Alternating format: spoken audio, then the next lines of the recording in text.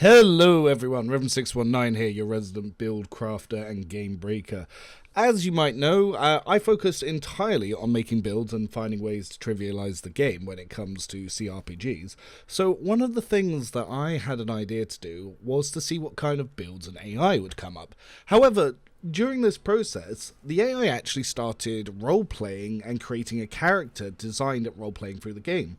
So my idea quickly shifted from an experiment on what builds it would create to how would an AI, given complete free choice within the realms of Warhammer 40k, roleplay basically. So that's what we're going to start looking into, and we'll start by looking into the sort of character idea it came up in Character Creator, and then moving on into the prologue. So I had the AI come up with its character's name, its portrait, and go through for the build that it wants to go through. And here's what it came up with. Custom Rogue Trader Build. Origin, Noble Y. The Noble Origin provides solid fellowship bonuses for influencing and leading others, which is crucial for a rogue trader in this narrative-driven, diplomacy-heavy game. It also fits the theme of a leader trying to navigate complex political and military terrain in a galaxy of power struggles and intrigue. Homeworld. Imperial World. Why? The Imperial World homeworld complements the Noble Origin well, offering balanced fellowship and intelligence bonuses. This makes the character an effective diplomat and strategist, capable of dealing with both social situations and tactical combat decisions. It also gives a general sense of being a well-connected and politically savvy figure in the Imperium. Combat role.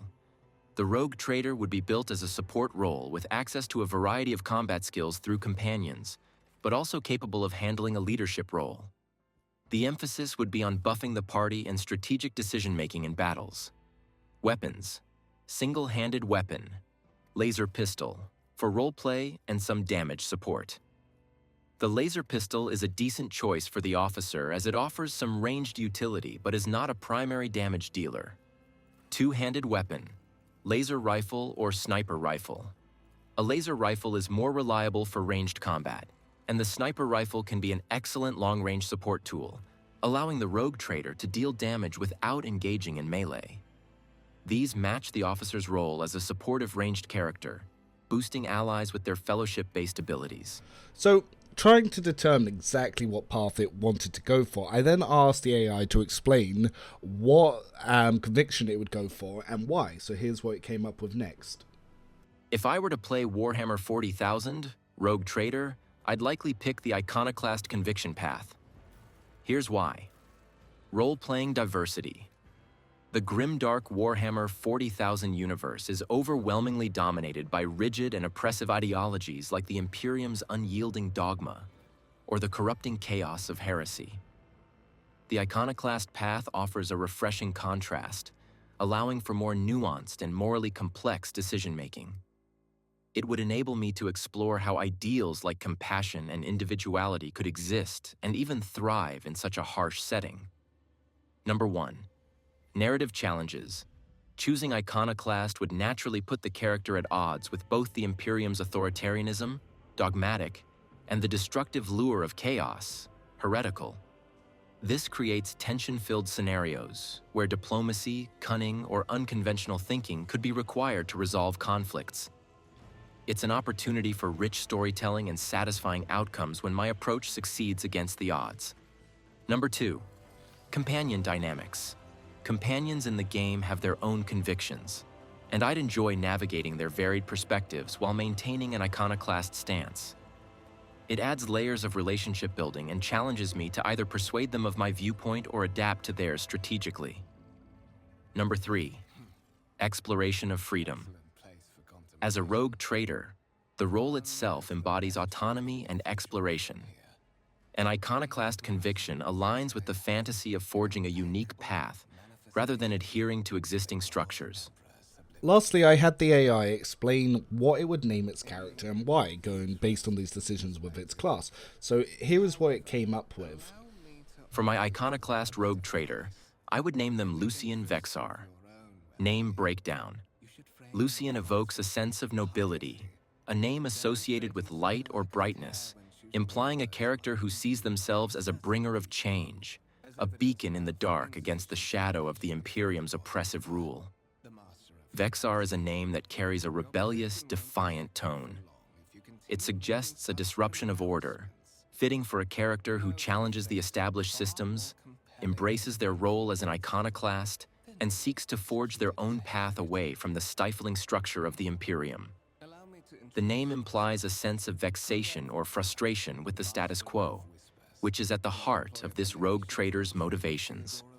Role-playing implications. Lucian Vexar would likely view themselves as someone destined to reshape the galaxy in their own image, free from the constraints of tradition and the strictures of the Imperium. Their noble upbringing would add a sense of entitlement and high status, while their iconoclastic nature would mark them as a figure who refuses to bow to the imperial elite. The name embodies the dualities of nobility and rebellion, representing someone who rejects the very system that gave them power and wealth, seeking instead to redefine what it means to be a rogue trader in a galaxy teeming with corruption and chaos. In role-playing terms, Lucian Vexar would be a character of complex contradictions, an aristocrat at heart with a visionary, and often reckless desire to break free from the chains of the Imperium. The name also suggests someone who is not afraid to be seen as a disruptor, someone whose name would become both feared and respected across the stars. I also had the AI come up with how Lucian would look, which is how I created the character and picked the portrait for it. And then as I went into the game, I started inputting the dialogue that the AI was being presented with from the characters, and the AI would tell me why it would make its choices and how it would progress the story. What my plan to do is allow the AI to talk you through his appearance as it picks through the choices here, and then after it does the initial combat encounter to give you its thoughts and feelings on its engagement with Conrad so far. Lucian Vexar would have an imposing yet charismatic appearance that reflects both his noble heritage and iconoclastic nature. His height would be above average, possibly around 6 feet 2 inches, with a lean, athletic build that exudes confidence. His features would be sharply defined, with a strong jawline and high cheekbones, traits typical of someone raised in the high echelons of society, perhaps even a hint of arrogance in his posture and expression. His hair would be dark, cut short but styled to show that he values both practicality and elegance. Perhaps a slight wave to it, not overly neat, signifying someone who's not bound by the rigidity of noble traditions. His eyes would be an intense shade of green or perhaps pale gray, radiating a sense of calculation and ambition, always sizing up situations and people with a keen, piercing gaze. Lucian would likely wear a combination of practical and aristocratic attire. His clothes would blend the practicality required of a rogue trader with hints of his noble background. He would wear a finely tailored, high-collared coat with a long, flowing cape, bearing the insignia of his family, or perhaps a stylized X to signify his defiance. His attire would incorporate materials that stand out but are also functional, such as leather and refined metals, denoting his willingness to survive and thrive in the harshest environments while maintaining his elite status. On his right hand, a ring bearing his family crest or some personal sigil would be a reminder of his heritage, though he wears it not to signify loyalty to the Imperium, but to his own vision. He would also be equipped with weapons that suit his iconoclastic nature, perhaps a finely crafted power sword, a symbol of his nobility, and a bolt pistol for ranged engagements. His personal sidearm would reflect the paradox of his status, capable of delivering swift, brutal justice while maintaining a sense of refinement. Lucian's expression would frequently carry a smirk, the kind of expression that speaks both to his cunning and to the audacity he feels in rejecting the systems that have long controlled him. He carries himself with an air of calculated superiority, but is not without charm, often willing to talk his way out of a situation rather than rely on brute force. This appearance, as much as it is a statement of power, also signals a deep inner conflict. Lucian is both the embodiment of aristocratic privilege and someone ready to tear down the very foundation of the Imperium that raised him. He stands as a symbol of rebellion against the shackles of tradition while still holding the weight of his family's legacy. Interestingly, in the initial combat with Conrad, the AI chose that it would try to give orders to the crew to save them, whilst having Conrad act as his servant via the You Serve Me ability. Once the crew had been dismembered by the Servitor, it made the decision that it would retreat behind Conrad because it was likely that Conrad would be able to survive better in this situation as a seasoned Master of Whispers than a unarmored new noble approaching this situation, where the AI felt that serving as an officer and providing support and staying alive was far more important than potentially Conrad being killed by the Servitor. After the combat, however, as it went on to meet with Theodora, the AI began to reflect upon its initial engagement that had happened with Conrad. Here are the musings they had from that first meeting with Conrad as it went on to meet Theodora. Lucian would be deeply suspicious of the incident. The timing of the servitor malfunction, just as he and the other heir were aboard the ship, cannot be ignored. It seems far too convenient, and the thought that someone might be deliberately trying to undermine or harm him, or the airship, is now a concern. Lucian, being naturally perceptive, would immediately consider the possibility of sabotage or an attempt to eliminate him from the equation. The malfunction of the servitors could very well be part of a larger plot, potentially linked to the political machinations aboard the ship, or perhaps something more insidious. As for Conrad, Lucian would likely find him both intriguing and disquieting. His quick thinking in dealing with the servitors and his role as the Master of Whispers suggest that he's no stranger to dangerous situations and has a certain cunning about him. Conrad's comment about the suspicious timing of the attack is telling, and Lucian would note it carefully, possibly even suspecting that Conrad knows more than he lets on. The fact that Conrad encourages Lucian to continue to Theodora's meeting, rather than accompany him to investigate, might also raise questions. Is Conrad ensuring that Lucian stays away from any deeper investigation? Or is he simply redirecting Lucian to his true purpose on the ship? Given that Lucian has a sharp mind and an ambitious drive, he would likely see Conrad as a valuable asset, but one to watch carefully. Lucian might not fully trust Conrad yet, but he understands the need for allies who can operate in the shadows, especially in a world as politically dangerous as this one.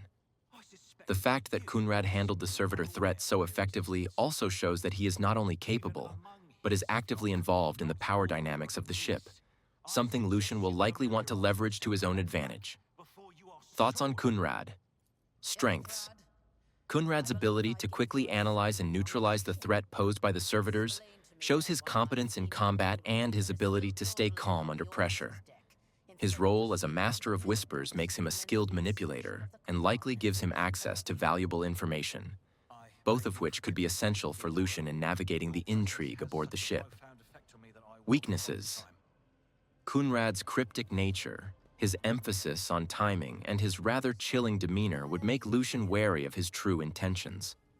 His suggestion that Lucian continue to Theodora without investigating the sabotage further could indicate that he has an agenda, or it might simply be a calculated move to direct Lucian away from something. Lucian's response. Lucian, ever cautious, would likely thank Conrad for his assistance and proceed with meeting Theodora, but not without making a mental note of the strange circumstances surrounding the servitor attack. He would also be more aware now of Conrad's power and influence aboard the ship, which could play a pivotal role in the future. Whether as an ally or as a potential rival, Lucian would not let his guard down. During the meeting with Theodora, the AI sought to probe further into Theodora's position at her command, along with some other information about the ship, as well as taking notes of this, including that of Abelard interjecting. It had already seen Edelthrad as a potential rival to his position as becoming the next in line to heir of the Rogue Trader. It also considered the option that it might need to deal with him in the future, as there could be more power struggles about. As combat first breaks out in this scene on the ship, the AI determined that as Theodora's new aide, its duty was to move to cover with her and to protect her from any immediate threats. He quickly discovered that Theodora was a very capable leader, as well as Mort also being very skilled in battle, and that of Abelard as a frontline fighter. It seemed to have a lot of respect for Mort's straightforward, no-nonsense, straight-to-battle attitude, for Abelard's ability to question authority while supporting it, and to dive headfirst into battle, as well as Theodora's quick thinking to get to cover and to command the situation and take down enemies rather than hide. After this, he then moved on, following Theodora's orders, but he began to muse on his thoughts about meeting Theodora so far. The interaction between Lucian and Theodora reveals several key aspects of their relationship and dynamics within the broader context of the rogue trader setting. Theodora, as the dominant figure, asserts her authority, using her commanding presence to test Lucian's worthiness and loyalty. She's calculating, often testing those around her, including her potential heirs, which reveals her practical and somewhat ruthless nature. Lucian's responses to Theodora's challenges demonstrate his attempts to navigate the precarious position he's been thrust into. His dialogue shows that he's trying to maintain respect while also proving his utility. This dynamic is typical of the power struggles inherent in rogue trader settings, where manipulation, strategic alliances, and the use of one's talents are key to gaining favor and influence. Theodora's occasional dismissiveness and her expectation of results from Lucian underscore her high standards and the competitive environment aboard the ship. Ethelthrad, Abelard, and Mort all act as figures who either support or challenge Lucian in different ways.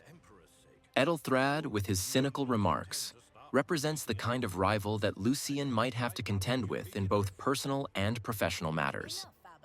Abelard, as a seasoned officer, commands respect and represents the type of experienced leadership that could either be an ally or an obstacle. Mort, the arch-militant, embodies the ruthlessness and combat prowess that Lucian might need to emulate or ally with, especially in proving his worth through action rather than words. Overall, the interaction paints a picture of a high-stakes, politically charged environment where Lucian is trying to find his footing among powerful figures, each with their own agendas. His decisions, especially his willingness to assist and engage in combat, will be key in proving his worth as a potential successor to Theodora's title. The AI began prioritizing its own safety in combat, but not shying away from itself. It believed it was important that it did not go down too early so it could better seek to buff and support allies in the ensuing combats. Upon moving on to the next areas, and after reminiscing about its thoughts on Theodora, he was beginning to try to piece together whether this was a test that had been put together by Theodora herself, or if this in fact might be a legitimate mutiny. There were too many suspicions being brought up. Was Conrad involved? Why did he seem so calm? Why was he eager to keep you away from investigating further? And how that would go on. As the next scene unfolds, you are betrayed by Conrad and you are taken, where it was revealed that Conrad has aligned himself with the ruinous powers. The AI believed that it was important in this next scene to begin to undermine Conrad and insult him directly and over, which actually baited Conrad into revealing his plan that he had, out of spite, begun serving the ruinous powers to get back at Theodora. After this, being presented with the warrant of trade, the AI initially wanted to usurp this for himself, as he could potentially use this to replace Theodora, until he realized the massive size.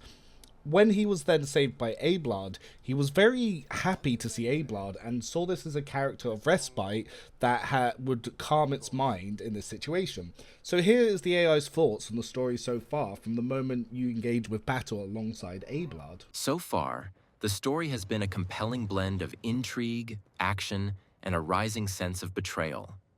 Lucian's journey has been full of intense moments where his loyalty, sense of duty, and survival instincts are tested. The conflict began with a sudden and unexpected attack by mutineers, plunging Lucian into a chaotic, life-or-death situation aboard a ship with a mysterious past and unsettling elements at play. Conrad's role as a manipulative figure with deep knowledge of the ship's inner workings, as well as his veiled threats, has been a constant source of tension. The presence of the warrant of trade, an object of immense power and significance, adds another layer of mystery and ambition to the story. Theodora's role as a leader is increasingly complex, with moments of genuine concern and command, yet tinged with a certain ruthless pragmatism. Lucian's encounters with her, alongside the growing influence of the warp and the untrustworthy figures around him, create a strong sense of unease. One of the key themes emerging from these events is the struggle for control.